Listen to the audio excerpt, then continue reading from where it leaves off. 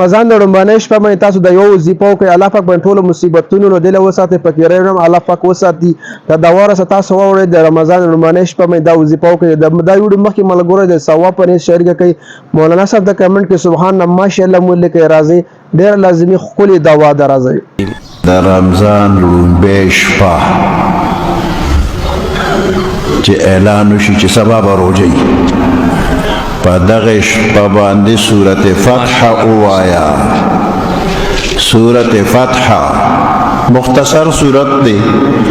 د رمضان په لومبۍ شپه چې وی راتلونکي کال به ټول په فراخۍ او په خوشحالۍ تیر شي هر څوک غواړي چې د غم نه دم په امن یما او د غریبۍ او د نیستۍ نه دم په امن یما او د دشمنو نه دم په امن یما یو آسانه نسخه ده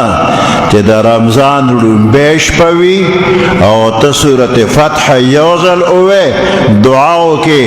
راتلونکي کال پورې بالکل خیر خیریت امن و امان سره به وي